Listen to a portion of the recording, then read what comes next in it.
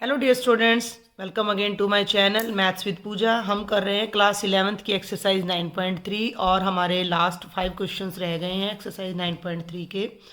Question number 27 तक के लिए आप मेरे प्रीवियस लेक्चर्स को मेरे चैनल पर देख सकते हो। अगर मेरे लेक्चर्स आपको पसंद आते हैं, समझ आते हैं तो देखो सब्सक्राइब करना बिल्कुल भी नहीं भूलना और अपने फ्रेंड्स से ज़्यादा आपने शेयर करना है।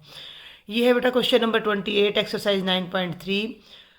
सीक्वेंस एंड सीरीज हमारा टॉपिक चल रहा है। The sum of two numbers is 6 times their geometric mean. ध्यान से समझना है, अब स्टेटमेंट का ही सारा खेल है। The sum of two numbers, दो नंबर्स का जो सम है, that is 6 times their geometric mean, वो उनके ज्योमेट्रिक मीन का 6 गुना है।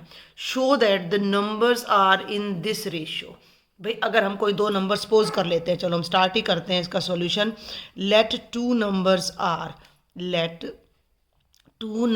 Are A and B. ठीक है भाई, तो हमें क्या कहा गया है कि sum of numbers is 6 times, times का मतलब multiply, geometric mean of numbers. Clear? तो सम क्या है? ए प्लस बी, 6 गुना है दो नंबर्स का ज्योमेट्रिक मीन क्या होता है? ए बी का अंडर रूट। Got it? समझ आ रहा है आपको यहाँ तक? ये कंडीशन हमें गिवन है और इस कंडीशन को यूज़ करके हमें बताना है कि numbers are in this ratio. हमें नंबर्स फाइंड नहीं करने हैं, ये देखें, हमें ये बताना है कि ए रेशो बी ये है भाई 3 + 2√2, 3 - 2√2, ये हमने निकालना है। आप इसको ऐसे भी लिख सकते हो कि a/b इज इक्वल टू 3 + 2√2/3 - 2√2। ठीक है, तो अभी हम थोड़ा सा ध्यान रखेंगे। क्या ध्यान रखेंगे? ये बन गया a + b और ये हो जाता है, इसको ना मैं थोड़ा सा फैक्टराइज कर रही हूँ, 3 × 2 √ab।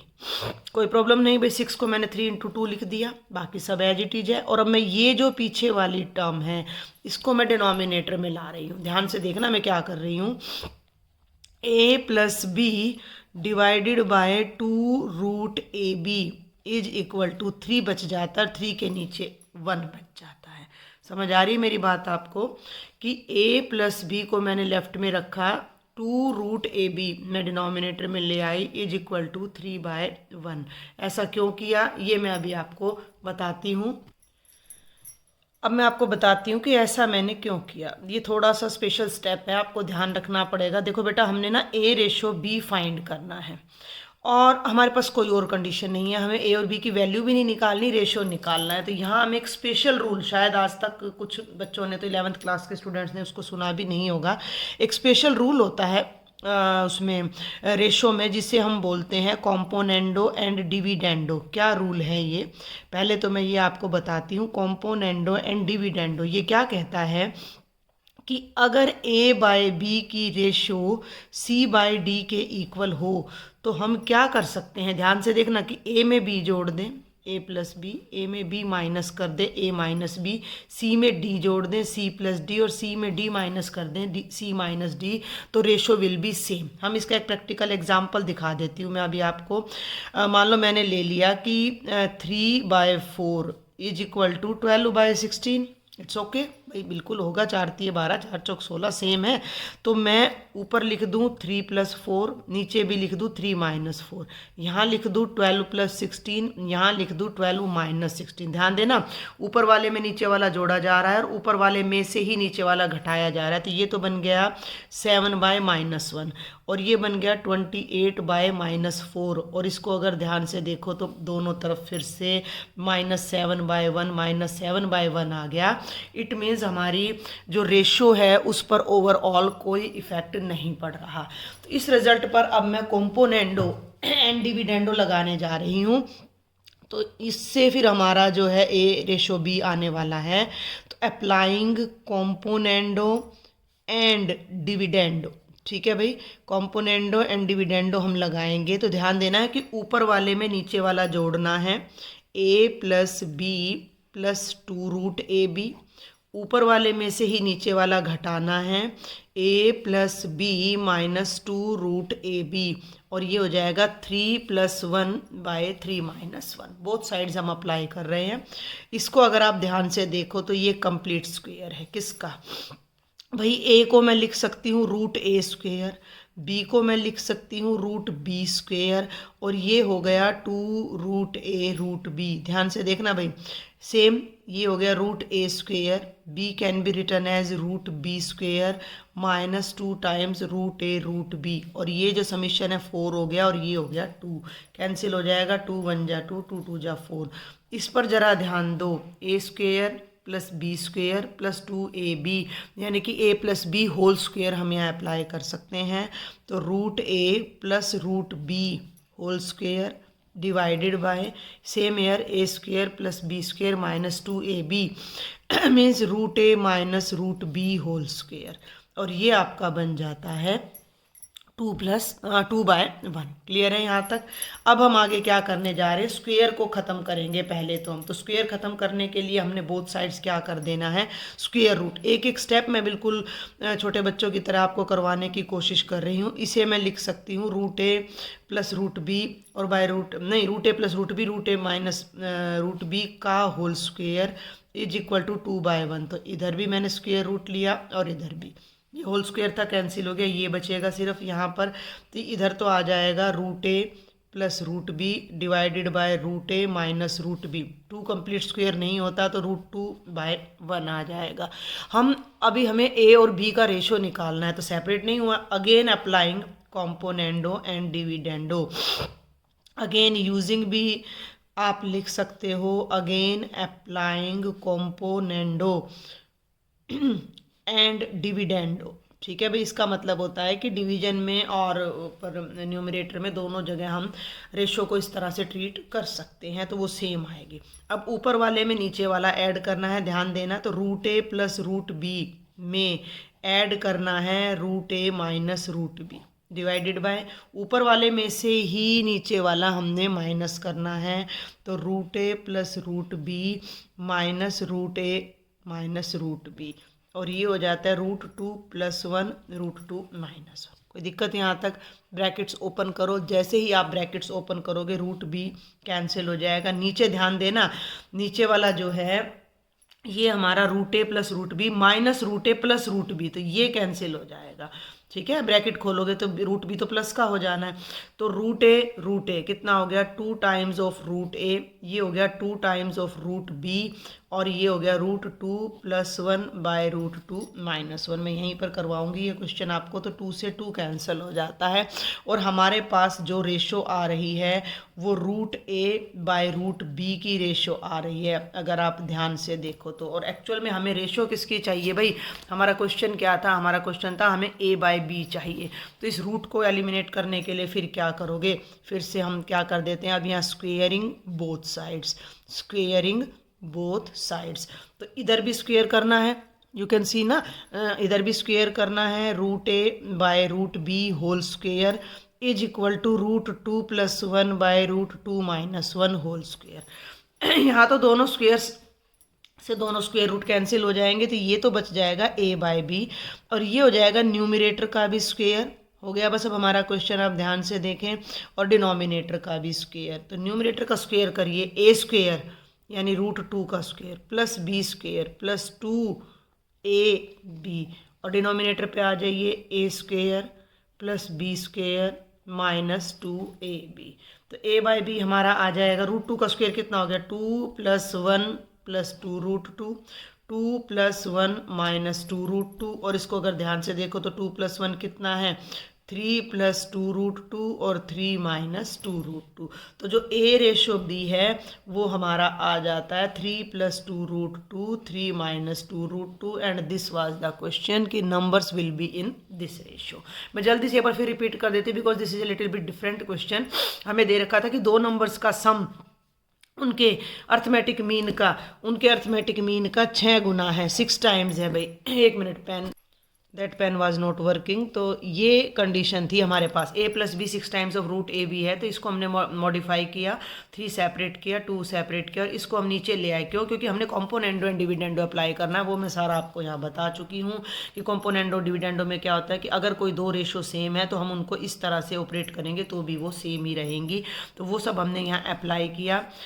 ये root A square plus root B square plus 2 root A root B, और इसको हमने root A square plus root B -2 root A root B आ गया ये हमारा, और ये कैंसिल हो गया। तो यू कैन सी कि ये a plus B whole square है। देखो ये बहुत छोटी छोटी आइडेंटिटीज हैं जो आपकी 8th क्लास ऑनवर्ड आ जाती हैं, तो ये आपको भाई याद होनी चाहिए। बार बार ये ऐसा ना हो कि आप इन आइडेंटिटीज़ को बार बार यूज कर रहे हैं और आपको याद ही नहीं है ये। तो यहाँ root A plus root B whole square, root A minus root B whole square 2/1, दोनों साइड अंडर रूट किया हमने, तो ये रेशो आ गया। इस रेशो के ऊपर हमने फिर कॉम्पोनेंडो डिविडेंडो लगाया है। एक स्पेशल क्वेश्चन आप ध्यान दें, और फिर से स्क्वायर किया है। तो हमारा क्वेश्चन मुश्किल नहीं है, मुश्किल बिल्कुल नहीं है, एक सिंपल सी कैलकुलेशन है ये हमारी।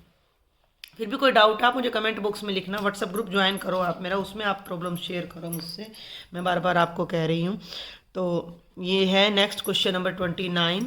If A and G be the arithmetic mean and geometric mean respectively between two positive numbers, prove that the numbers are this. ध्यान से समझो, ए अर्थमेटिक मीन है, जी ज्योमेट्रिक मीन है, दो नंबर्स के बीच में। तो आपने बताना है कि वो नंबर्स ये हैं, ठीक है। यहाँ आना था प्लस माइनस, ये मैं माइनस लगाना भूल गई हूँ। तो हमने मान लिया let numbers are A and B. तो हमें दिया गया है कि arithmetic mean between A and B का नाम ए है, और अर्थमेटिक मीन क्या होता है a plus B by 2। Geometric mean between A and B को कहा गया है कि वो g है। अभी लास्ट क्वेश्चन में हमने वो यूज़ किया है, तो वो रूट ए भी आ रहा है। आपको नंबर्स फाइंड करने हैं। यहाँ हम एक बहुत इंपॉर्टेंट रूल अभी यूज़ करने जा रहे हैं, मैं आपको बताऊंगी। तो यहाँ से आपके पास रिजल्ट आता है कि 2a is equal to a plus B, और यहाँ से जब हम स्क्वेयर करते हैं तो ये आ जाता है g square is equal to A B. अब आप एक बार जरा 10th क्लास की अपनी क्वाड्रेटिक इक्वेशन को याद कीजिए, क्वाड्रेटिक इक्वेशन, ठीक है। अगर हमारे पास ये कोई क्वाड्रेटिक इक्वेशन होती थी bx plus C is equal to 0, और अल्फ़ा बीटा इसके क्या होते थे, रूट्स होते थे, ध्यान देना। तो s होता था sum of the roots, alpha plus beta minus B by A. p होता था हमारा प्रोडक्ट ऑफ रूट्स यानी कि c बाय ए। और अगर हमें किसी भी क्वाड्रेटिक इक्वेशन के सम ऑफ रूट्स और प्रोडक्ट ऑफ रूट्स पता था, तो हम x square minus S X plus P करके उस क्वाड्रेटिक इक्वेशन को या उस पोलिनोमियल को फाइंड, पोलिनोमियल है तो ये रह जाता था, और क्वाड्रेटिक इक्वेशन है तो इक्वल टू हम 0 लगा देते थे, एंड वी कैन फाइंड।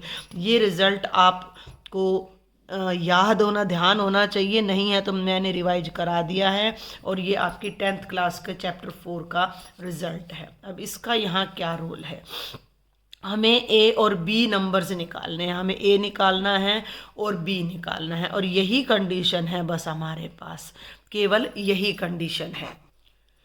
इसके लिए हम क्या कर लेते हैं कि हम एक क्वाड्रेटिक इक्वेशन जनरेट करते हैं जिसके रूट्स ए और बी हैं, हमने मान लिया। क्लियर?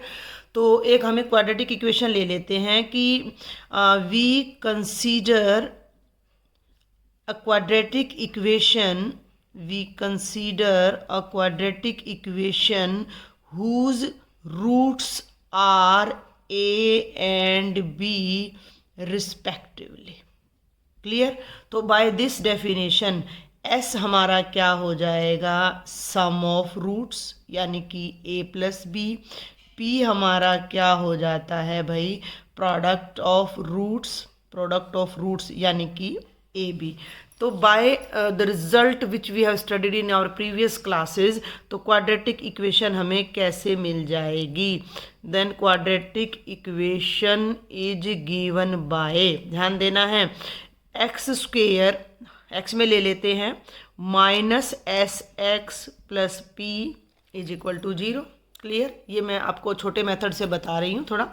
तो ये हो जाएगा एक्स स्क्वेयर, एक्स दोनों या तो बड़े लेना या दोनों छोटे, एस का मतलब sum of the roots, p का मतलब product of the roots is equal to 0। और अब यहाँ से 1 और 2 से इन वैल्यूज़ को आपने यहाँ रख देना है। a प्लस बी का मतलब है 2ax और ab का मतलब है g square is equal to 0 using result number 1 and 2।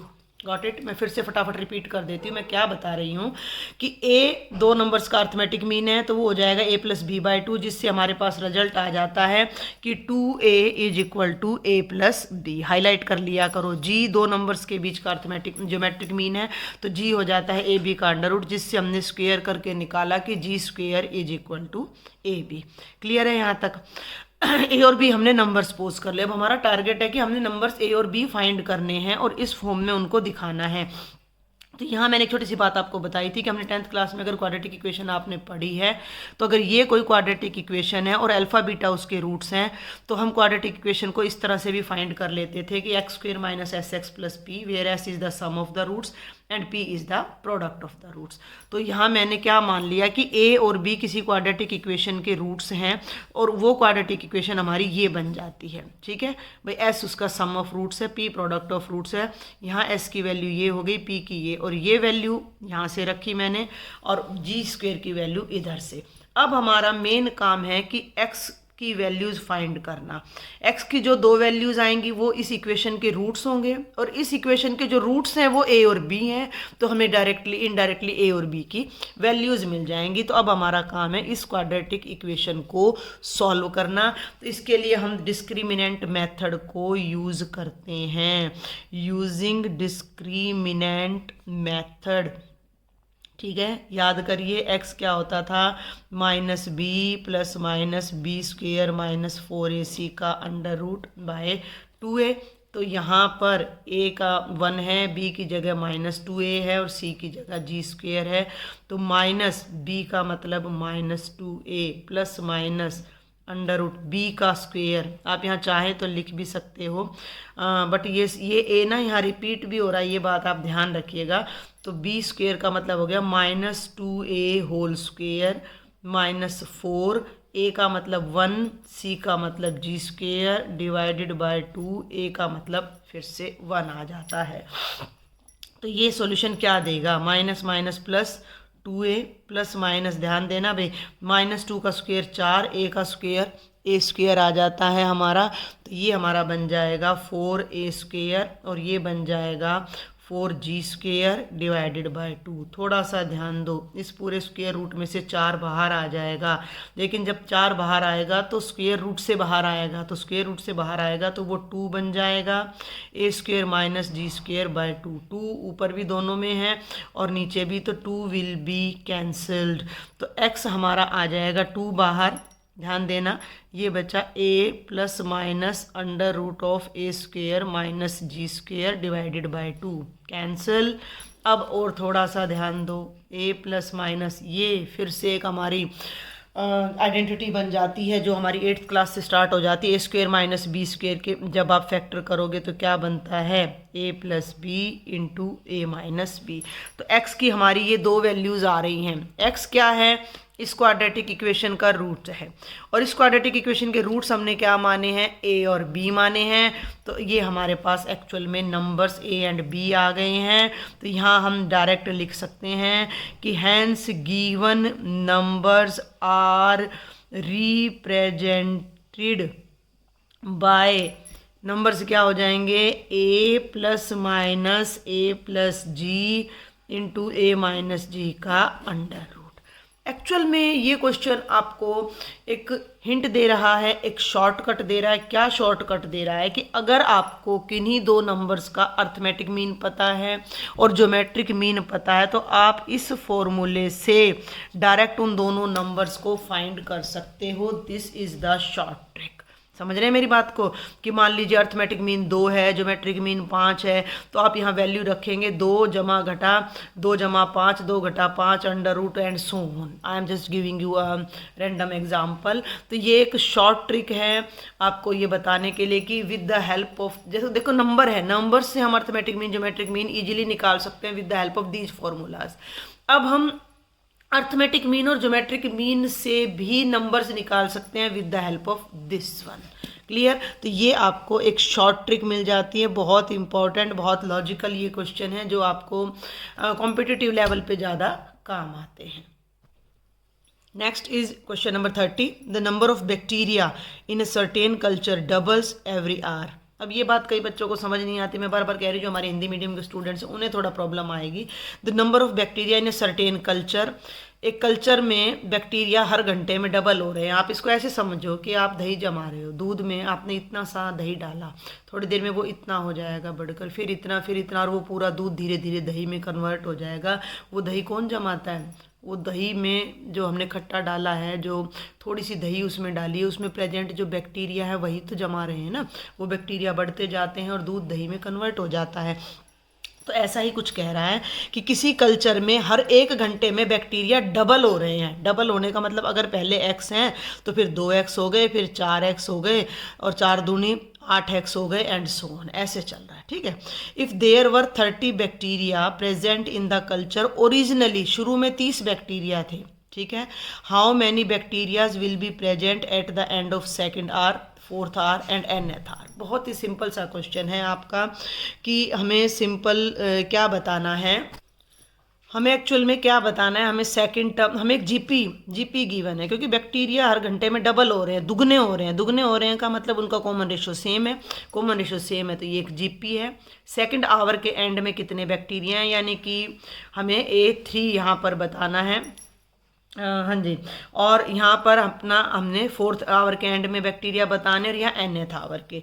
तो हम क्या लिखते हैं कि bacteria at present, number of bacteria originally या स्टार्टिंग में, नंबर ऑफ बैक्टीरिया ओरिजिनली कितने हैं, A यानी 30 है। जो जिस रेशो से हमारे बैक्टीरिया इंक्रीज हो रहे हैं, इट इज जीपी। तो आप यहाँ लिखेंगे बिकॉज बैक्टीरिया, यहाँ लिखो doubles, bacteria doubles every hour, so this process is a GP. ठीक है, this process a GP with common ratio कितना हो जाएगा हमारा, 2 हो जाता है। तो A 30 है, R 2 है। अब हमने सेकंड आवर के एंड में देखो 0, ये 0 आवर था, बिल्कुल शुरू में 30 बैक्टीरिया थे, तो फर्स्ट टर्म थी ये हमारी। आपको इस बात का ध्यान रखना है कि स्टार्टिंग में 30 बैक्टीरिया हैं, जो कि 0 आवर चल रहा है हमारा। 1 घंटे के बाद ये डबल होकर 60 हो जाएंगे। उसके अगले 1 घंटे के बाद, यानी कि 2 घंटे पर ये 120, तो 2 घंटे ख़त्म होते होते कितने बैक्टीरिया रह जाते हैं, 120। तो एक्चुअल में हमने क्या निकालनी है, थर्ड टर्म निकालनी है। तो at the end of second hour, तो number of bacteria at the end of, ये बात ध्यान रखनी है आपने, at the end of second hour का मतलब हमने थर्ड टर्म निकालनी है, जो कि A इंटू आर की पावर n-1 होता है। तो 30 इंटू 2 की पावर 3-1, 30 इंटू 2 स्क्वेयर, यानी कि 120 बैक्टीरिया है। ख़त्म। फोर्थ आर के एंड में हमने निकालना है, तो फिफ्थ टर्म हमने बतानी है। तो A आर की पावर 4 आ जाएगा, 30 इंटू 2 की पावर 4, 2 2 जा 4, 2 जा 8, 2 जा 16, 3 जा 480 बैक्टीरिया हैं। और nth आवर के एंड में हमने निकालना है, तो A इंटू आर की पावर n-1 नहीं आएगा। फिफ्थ में, हाँ ठीक है, फिफ्थ में 4 आ रहा था, ये हो जाएगा 30 into 2 is to power n-1।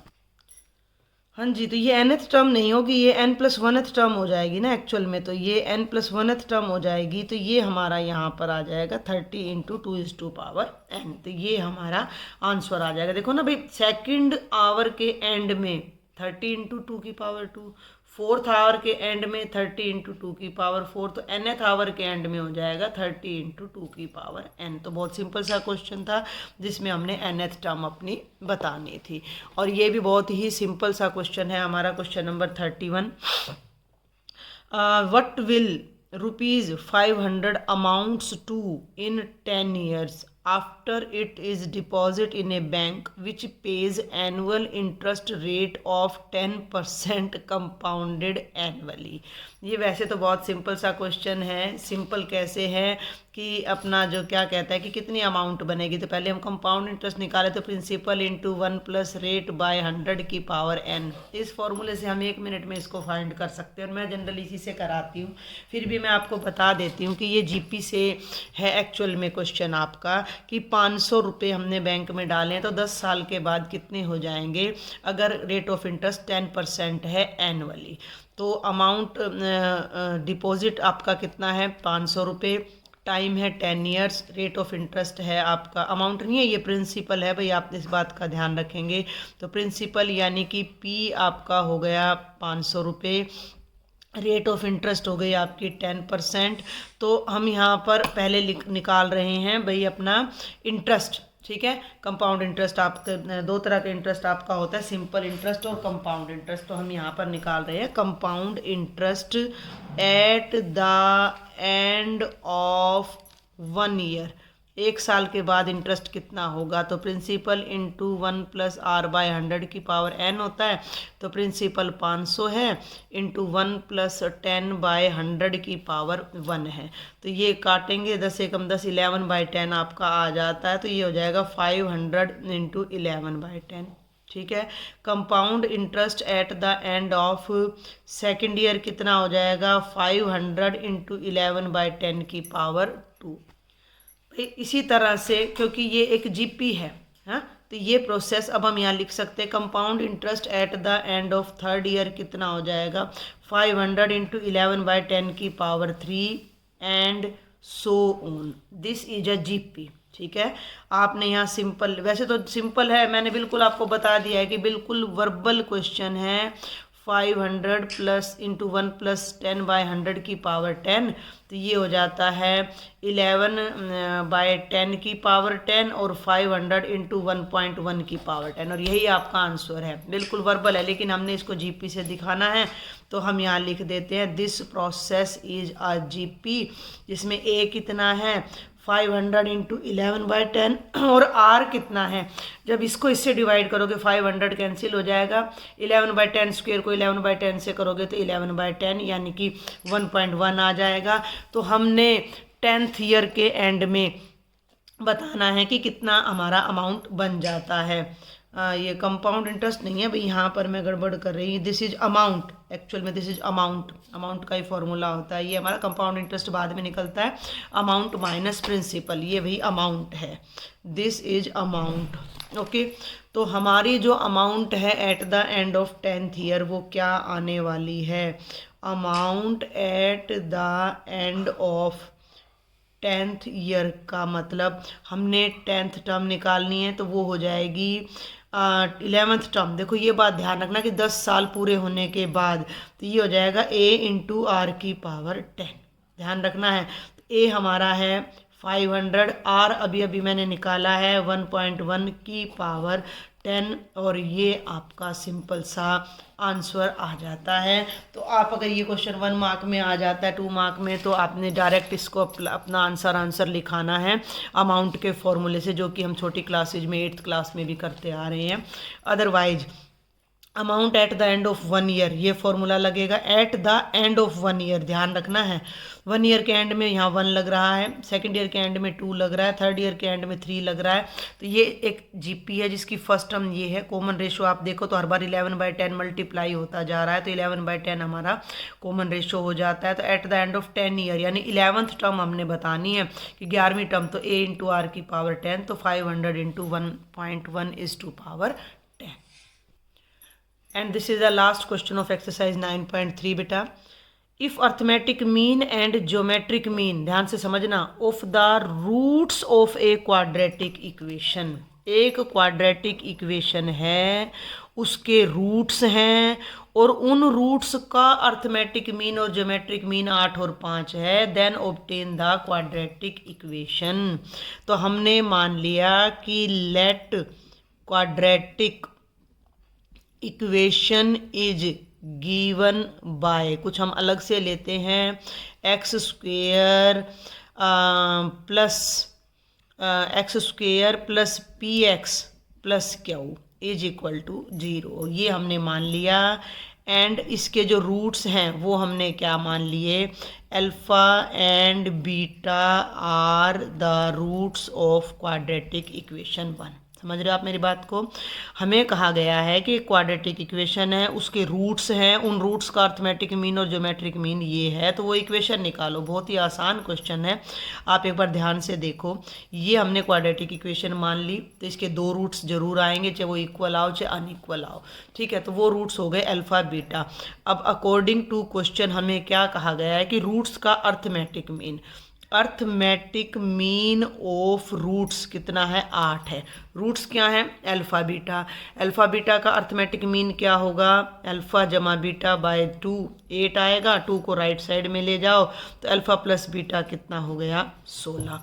And इन्हीं रूट्स का ज्योमेट्रिक मीन, तो ज्योमेट्रिक मीन ऑफ रूट्स कितना है भैया आपका, 5 है। तो अल्फ़ा बीटा का अंडर रूट कितना हो जाएगा, 5। दोनों तरफ स्क्वेयर कर दो तो अल्फ़ा बीटा कितना आ जाएगा, 25। ठीक है, यहाँ तक कोई डाउट आपको नहीं होना चाहिए। अब जो हमारी क्वाड्रेटिक इक्वेशन है वो कैसे बनती है, अभी मैंने 29th क्वेश्चन में आपको बताया है कि हमें रूट्स का सम मिल गया, रूट्स की प्रोडक्ट मिल गई, तो क्वाड्रेटिक इक्वेशन हमारी क्या हो जाएगी, पी। अब आपने ये ध्यान रखना है कि आप इस पी एक्स प्लस क्यू को बेशक आप इग्नोर भी कर सकते हो, नहीं तो आप यहाँ ले लो सम ऑफ रूट्स ऑफ 1 क्या हो जाएगा, एस, ठीक है। और वो हो जाएगा अल्फ़ा प्लस बीटा, और वो हो गया 16। और भाई प्रोडक्ट्स ऑफ रूट्स ऑफ 1 क्या हो जाएगा, पी, जिसे आप ले सकते हो अल्फ़ा बीटा, जो कि कितना हो जाएगा आपका 25। तो हम यहाँ ले लेंगे कि so the quadratic equation is given by, quadratic equation is given by X square minus S X plus P is equal to 0। देखो ऐसा करो, यहाँ पे ना क्वाड्रेटिक इक्वेशन मत लिखो, आप सिंपल ये लिखो कि let the roots of the quadratic equation are alpha beta. Let alpha, यहाँ से ऐसे लो, इसको थोड़ा सा कट कर लो, कोई नहीं। Let alpha beta are the roots of required, UIRED, required quadratic equation. इसको ऐसे करो, let alpha beta are the roots of required quadratic equation. तो उनका अर्थमेटिक मीन लिया, ज्योमेट्रिक मीन लिया, जिसकी हेल्प से हमें रूट्स का सम मिल गया, हमें रूट्स की प्रोडक्ट मिल गई, और फिर हमें जो सिंपल हम अपनी 10th क्लास में करते थे उस फॉर्मूले से हमारी क्वाड्रेटिक इक्वेशन आ जाएगी। तो ये बन गया एक्स स्क्वेयर माइनस 16x प्लस 25 is equal to 0। So this is the end of exercise 9.3. For any doubts, please do write me in the comment box. Join my WhatsApp group. Or if you like, then don't forget to share and subscribe my channel. Thank you, students.